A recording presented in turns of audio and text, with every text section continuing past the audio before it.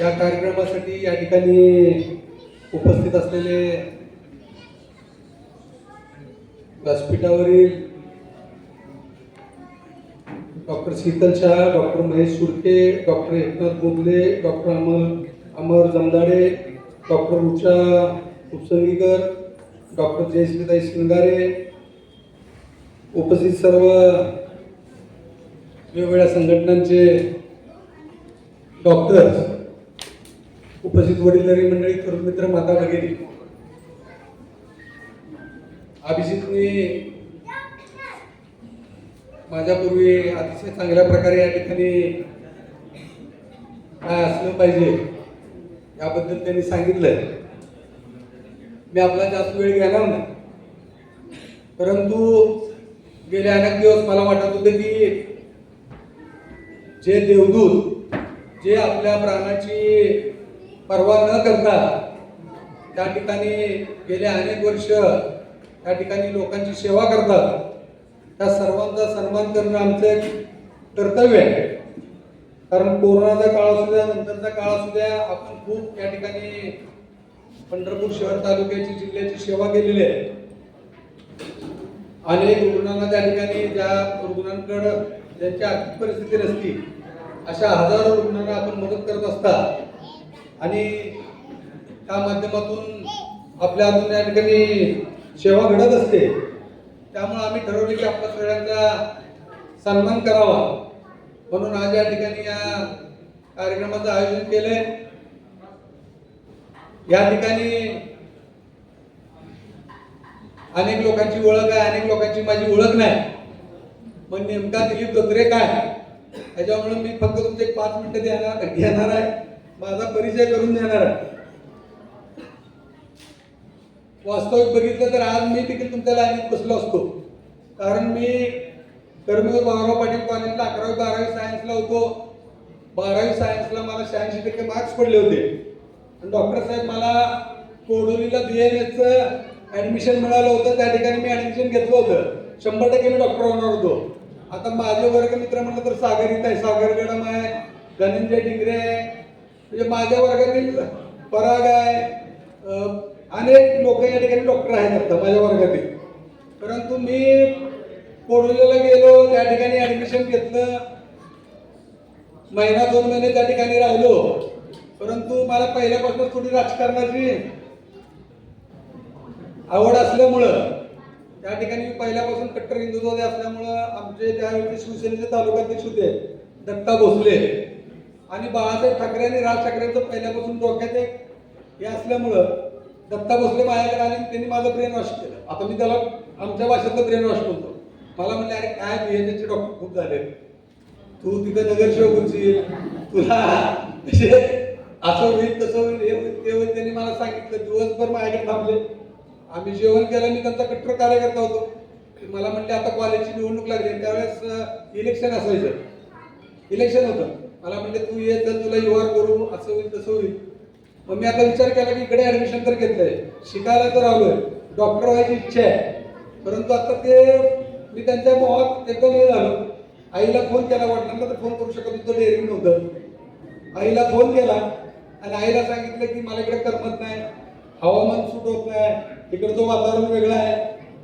आई म्हणली काय म्हणायचं तुझं? म्हटलं मी आजारी पडलोय. मग जाऊ दे, गबाळ गुंडाळा नाही म्हणली इकडं. आणि आपलं मग मी सगळं घेतलं आणि पंढरपूरला आलो. परत पंढरपूरला आल्यानंतर मग BMS सोडून दिला, इकडे BSc फर्स्टला ॲडमिशन घेतलं. BSc फर्स्टला ॲडमिशन घेतलं. कॉलेजच्या निवडणुका लागल्या, ठरल्याप्रमाणे मी त्यावेळेस बिनोरत निवडून आलो. या ठिकाणी माझा मित्र आहे संदीप रणनवरे, BScचा पराग आहे. त्यांनी मला त्यावेळेस निवडून आणलं, बिनोरत निवडून आलो आणि मग ते राजकारण आमचं चालू झालं.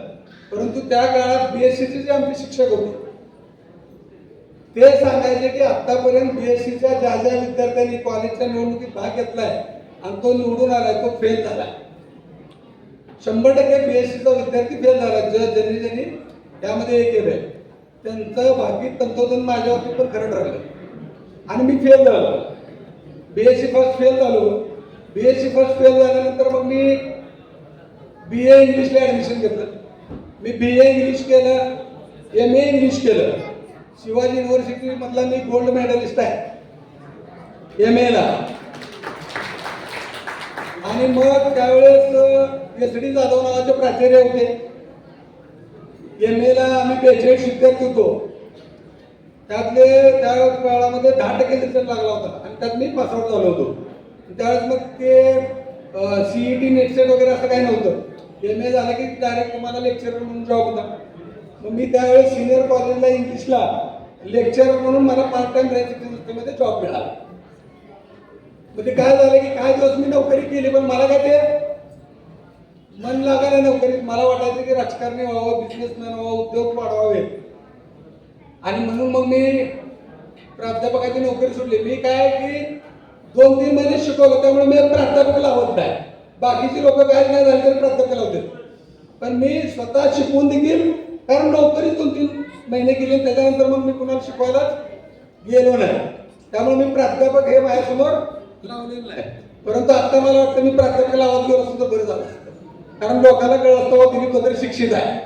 कारण मध्यंतरी काय झालं की आपल्याकडच्या वेळेस टॅक्स वाढीचा विषय आला. तुम्हाला सगळ्यांना माहित आहे की पंढरपूर नगरपालिकेच्या सोयी सुविधा नसताना देखील त्या ठिकाणी या वर्षी भरमसाठ अशी करवाढ केली होती. तर ते मी आंदोलन केलं आणि त्या आंदोलनाच्या माध्यमातून ते करवाढ रद्द करायचं आम्ही ठरवलं. त्यामुळे मग काही लोकांनी कमेंट केलं की हे सगळे कागदपत्र इंग्लिशमध्ये असतात, दिलीप वगैरेंना कुठलं मंत्रालयात कळलं, कसं होणार, काय होणार. म्हणून मग मी गोल्ड मेडलिस्ट होतो आणि मी शिक्षक होतो हे मला फेसबुकवर टाकावं लागतं. त्यामुळे पंढरपुरातल्या अनेक लोकांना कळलं, ज्यांना वाटत होतं की बाबा मी शिक्षित नाही, त्यांना ते कळलं. सोडा राजकारणाचा भाग आहे. बघा, मी ज्या वेळेपासून राजकारणात आलो, भारतीय विद्यार्थी सेनेचा मी कॉलेजचा प्रमुख होतो आणि आता माझ्याकडे महाराष्ट्र नवनिर्माण सेनेचं महाराष्ट्राचं नेतेपद आहे. आणि महाराष्ट्र नवनिर्माण सेनेचं नेतेपद म्हणजे माझी जी आता पोस्ट आहे ती नेक्स्ट टू राज ठाकरे. राज ठाकरे साहेबांच्या नंतरची माझी पोस्ट आहे, कारण ग्रामीण महाराष्ट्रातला मी प्रमुख आहे. संपूर्ण ग्रामीण महाराष्ट्रातलं मी ते सगळं बघतो आणि सगळ्यात अभिमानाची पंढरपूरकरांसाठी गोष्ट आहे. निवडणूक होईल, जाईल, निकाल काही लागू द्या, परंतु माननीय राजसाहेब ठाकरे यांनी महाराष्ट्रातील पहिली उमेदवारी माहिती जाहीर केली आहे. महाराष्ट्रातील पहिली उमेदवारी माहिती आहे, म्हणजे अजून कुठल्याच पक्षाच्या उमेदवारी नसताना राजसाहेब ठाकरेंनी माझी आणि बाळा नांदगावकरांची मुंबईत आणि ग्रामीण भागात माझ्याशी उमेदवारी जाहीर केली. कोरोनाचा काळ आपण सगळ्यांनी बघितलाय. कोरोनाच्या काळामध्ये पंढरपूर शहरातला किंवा या तालुक्यातला एकही माणूस उपाशी पोटी झोपता कामा नये याची मी दक्षता घेतली होती.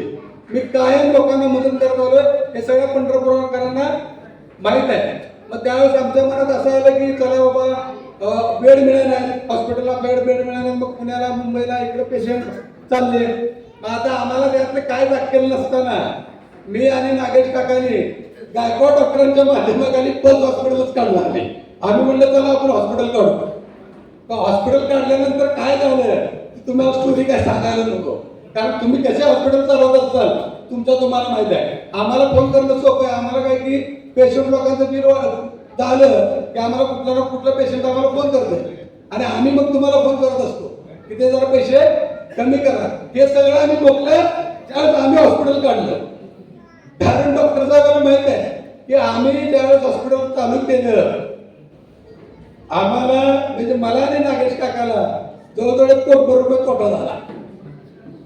कारण लोक काय करायचे, आता आम्ही तुमचं समजू शकतो, लोक काय करायचे, पेशंट डिस्चार्जला आला की पेशंटचे नातेवाईक पहिल्यांदा माझ्याकडे आला, बापू गरीब परिस्थिती आहे, काय नाही, असं नाही तसं नाही.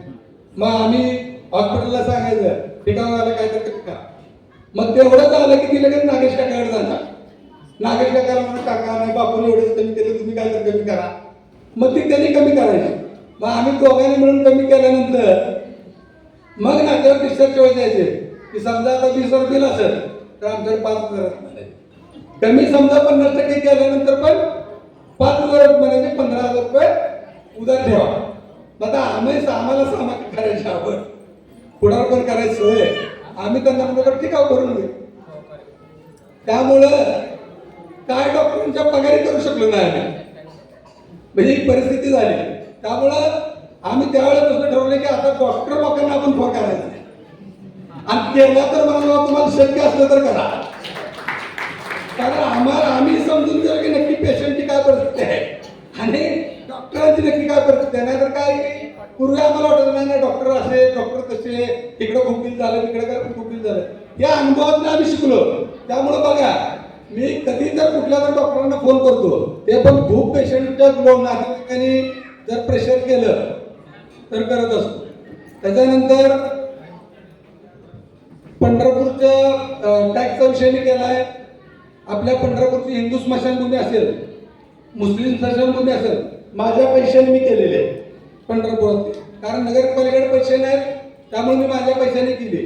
ज्या वेळेस पंढरपूरमध्ये पाण्याचा प्रश्न निर्माण झाला, मी माझ्या स्वखर्चाने त्या ठिकाणी टँकर चालवले. मध्यंतरी पंढरपुरात सगळीकडे खड्डे पडले होते. नगरपालिकेने सांगितले की आमच्या खड्डे बुजवले देखील पैसे नाहीत. त्यामुळं सगळ्या पंढरपूर शहरातल्या रस्त्याचे खड्डे मी माझ्या स्वखर्चाने बुजवले. म्हणजे मी या 2-3 वर्षामध्ये पॅरलल सरकार चालवलंय. मला जेवढं शक्य तेवढं केलंय. आत्ताचा 1000 बेडचा हॉस्पिटलचा विषय असेल, मी मध्यंतरी पंढरपूरमध्ये महिलांसाठी स्वतंत्र हॉस्पिटल असावं अशी एक मागणी केली होती.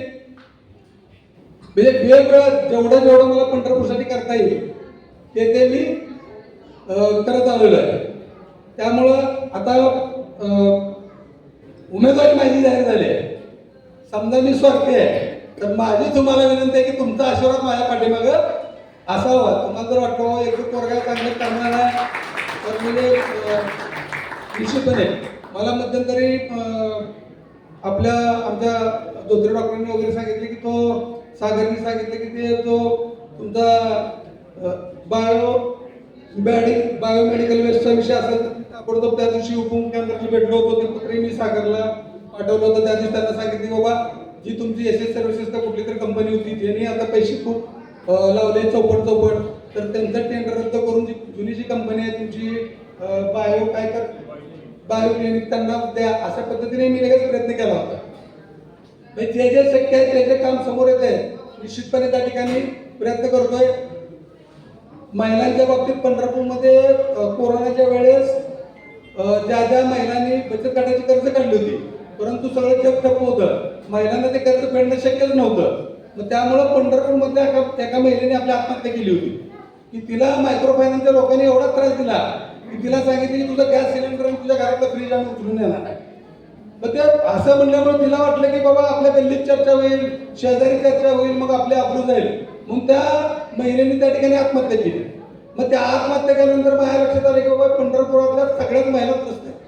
त्यामुळे पंढरपूरमध्ये मी एक प्रचंड मोर्चा काढला होता आणि पंढरपूरमध्ये मोर्चा काढून मी थांबलो तर सोलापूर जिल्हाधिकारी कार्यालयाने मुंबईत काढला आणि आपल्या महिलांना जो होणारा त्रास होता तो सगळा त्रास बंद केला. एवढंच नाही डॉक्टर साहेब, या मायक्रो फायनान्सनी जी लूट केली होती ना, पंढरपूर शहराला मी 150 कोटी रुपये माफ करायला लावले त्या महिलांना. मग त्यांना 150 कोटी रुपये माफ केले. त्या महिलांनी पैसे भरले नाहीत, मी भरूच दिले नव्हते. मग त्यांनी पैसे भरले नाहीत म्हटल्यावर काय केलं, मायक्रो फायनान्स कंपनीने नीट बँकांनी आपल्या पंढरपूरच्या महिलांना कर्ज द्यायचं बंद केलं. मग कर्ज द्यायचं बंद केल्यानंतर मग काय खर्च झालं बघा. दिलीप धोत्रेंनी मोर्चा काढला, हे माफ करून घेतलं, पण आता नवीन उद्योगाला पैसे काय. त्यामुळे मग मी थांबलो नाही. मी माझ्या स्वतःची विठाई अर्बन बँक काढली. तुम्हाला एक मोठी अर्बन बँक माहिती आहे, माझी एक छोटी अर्बन बँक आहे विठाई अर्बन. आणि विठाई अर्बन बँकेच्या माध्यमातून मी पंढरपूर शहरातील जवळजवळ 9,000 पेक्षा जास्त महिलांना 30,000 रुपये कर्ज दिलं आणि त्या महिलांना सांगितले तुम्ही छोटे मोठे उद्योग व्यवसाय चालू करा. जेवढं शक्य आहे मला करणं तेवढं मी करतोय. वेळ खूप झालाय. आपण या ठिकाणी आमच्या विनंतीला मान देऊन आपण या ठिकाणी उपस्थित राहिलात त्याबद्दल मी सर्व बंधूंचा आणि भगिनींचा या ठिकाणी आभार व्यक्त करतो. बोलताना माझ्याकडनं जर काय चूक झाली असेल तर मला आपण माफ करावी अशी विनंती करतो आणि माझं संपवतो. धन्यवाद. जय हिंद.